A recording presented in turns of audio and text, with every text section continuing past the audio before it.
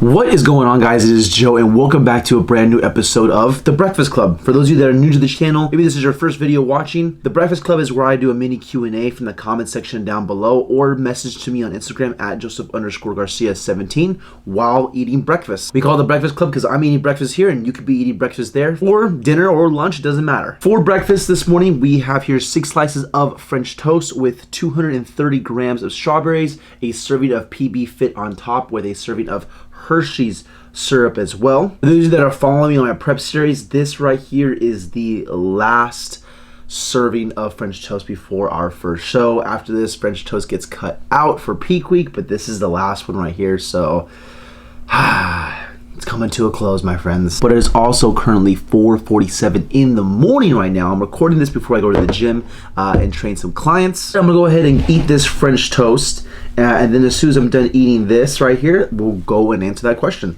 But just to show you what this is all about, we have some French toast, we have some PB Fit, some syrup, some strawberry. Give this a little taste test one time.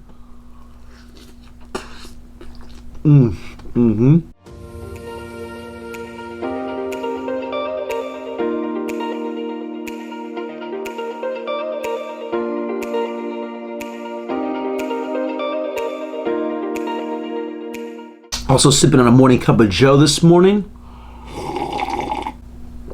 Leave a like or a comment down below if you have a little bit of Joe in your mouth as well.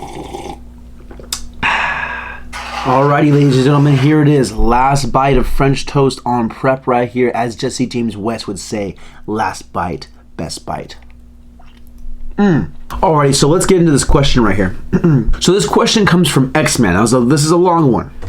That's what she said. Oh, eso es lo que dice él.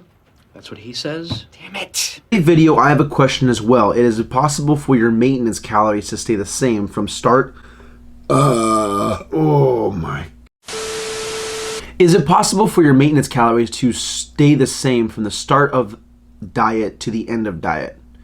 I know metabolic adaptations happen, and at some point you will need to break your fat loss plateau with decreasing calories or increasing energy expenditure, or the combination of both.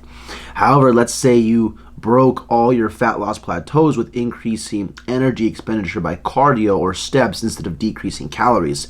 Will your old maintenance calories still be the same? I'm assuming you continue with the same cardio you did during cutting diet and now for maintenance, or will it still change to some extent since you're a smaller individual? Dude, this is actually such a good question, X-Men, because on my prep, I had a very similar struggle knowing how many calories I should have to make sure that I don't encounter any, plateaus when it came to fat loss and just weight loss while being on prep.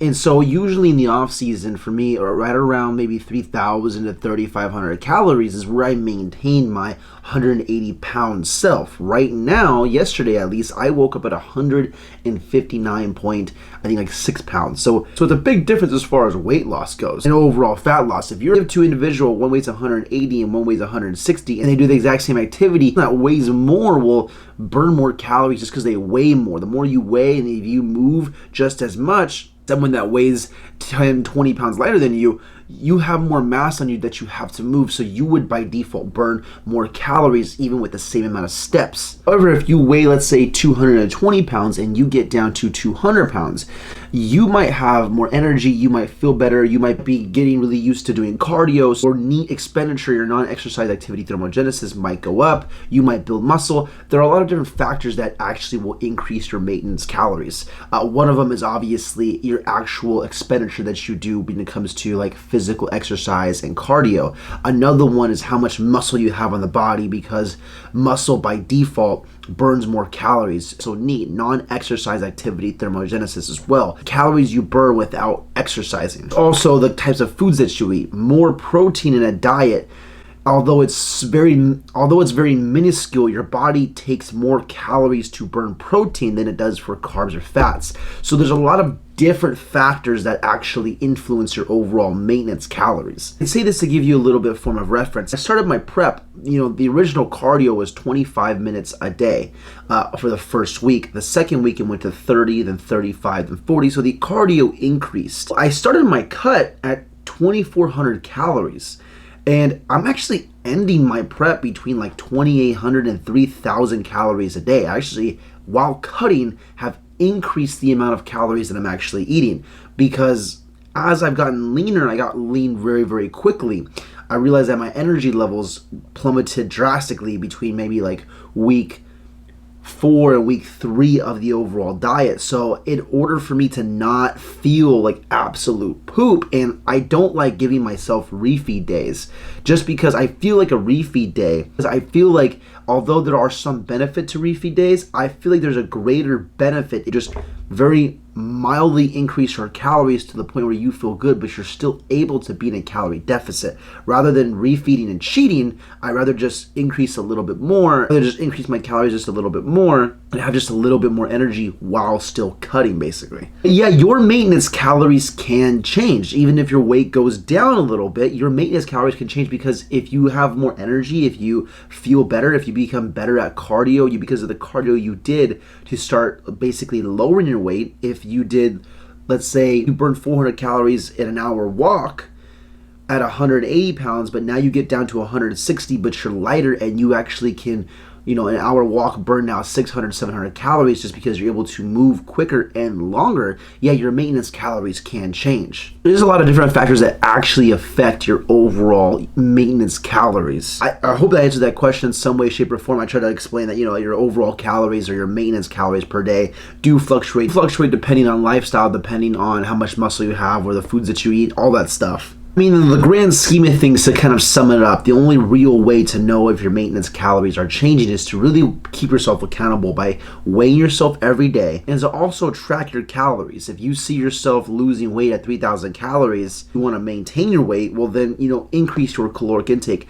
I would rather, me personally, increase the amount of food I'm having than to back off on any cardio. So if you've built yourself up to do, a lot amount of cardio per week, for you that might be, people like going for a run every day. Some people like going for a really long bike ride every day. Some people, like playing sports every day. Absolutely nothing wrong with that. I would just say don't sacrifice your cardio and the activity you love to do. Just eat a little bit more to compensate that. If you find that your maintenance is going up because of how much activity you're doing, then hey, more power to you. You get to eat more. It's maybe a good thing for some people. I love to eat, so I would rather do more activity and be able to eat more food, if that makes sense. And you really want to test out to see how many calories are you supposed to eat to maintain your weight. The only way to really do that and get the clear understanding of that is by weighing yourself every single day and making sure you're tracking your calories and making adjustments accordingly to whether your weight is moving up or whether your weight's moving down. Give yourself a range too. Don't try to maintain exactly 178 pounds the entire way through. Give yourself a range of 5 pounds, 175 to 180 for example, and just float in there. If you know that 3,000 calories helps you maintain that fluctuation of weight, that's how you know where your maintenance is roughly for that range of weight. I would go a range of 5 pounds. I wouldn't really go a range of 10. 10's a bigger range than 5. If you want to go 2 or 3 and keep it tighter, by all means. But hopefully that answered your question. I know it can be really confusing between like your overall maintenance calories and how they fluctuate, season to season basically. Hopefully that gave you just a little bit more clear understanding. Anyways, I'm wrapping it up here, guys. If you want to be featured in the next Breakfast Club episode, make sure to leave your comments and questions down below. I'm going to try and do like 2 to 3 questions from now on. That was just a very big question. So I wanted to just take the time to answer that one specifically. Please leave a like if you guys enjoyed. Subscribe if you guys are new. It's been your boy Joe. Peace.